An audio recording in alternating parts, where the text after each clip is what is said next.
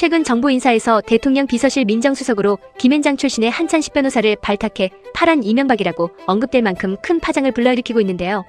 이재명 대통령은 민주당 내 보안수사권 폐지를 주장하는 친문 친노 계열 강경파 세력과 청와대 내부 반대에도 불구하고 보안수사권 폐지 이후 부작용 등을 우려해 한 수석 임명의 뜻을 굽히지 않은 것으로 알려졌습니다.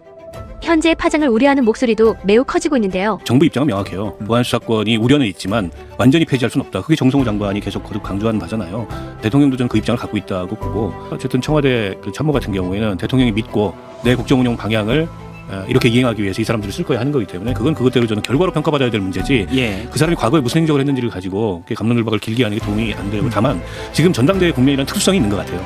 게다가 이분이 이제 과거에 조금 이제 여권 내에서 이 마땅치 않아 할 만한 그런 경력을 갖고 있기 때문에 논란이 커지는 것 같은데, 근데 좀 과한 면이 있어요. 일부 뭐 커뮤니티나 이런 데 가보면 이건 거의 배신이다, 뭐 파란 이명박이다, 뭐 이런 식의 대통령을 향해서 그런 그 언급까지 나오는 게 지금 이 과열 현상이 좀 지나치다고 보고, 민주당 내에서 보안수사권 폐지의 끝으로 집착하는 그런 의원들이나 그런 흐름에 대해서 제도적 수준의 검찰개혁이 좀 거의 완성됐다고 보거든요.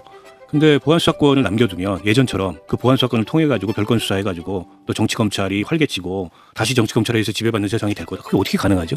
저는 어떻게 그게 가능한지 좀 묻고 싶습니다. 그리고 많은 전문가들이나 당사자들이 특히 이제 지금 검수완박 이후에 벌어지는 형사사법 현장에서 벌어지는 현상들을 우려하면서 범죄 피해로부터 국민을 보호하기 위해서 검찰의 보안수사권이 제한된 형태로 반드시 있어야 된다 이렇게 얘기하는데, 그에 대한 반론을 제대로 민주당 내에서 들은 적이 없어요. 그게 없더라도 국민인권보호나 범죄 피해로부터의 보호에 있어서 별 문제가 없다라는 반론이 있어야 되잖아요. 근데 그런 내용을 잘 들은 적이 없어요.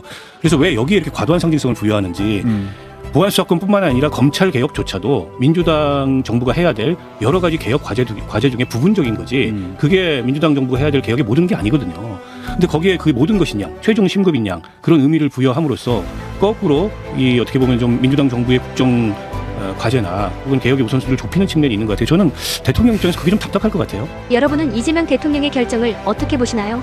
여러분의 생각을 댓글로 남겨주세요.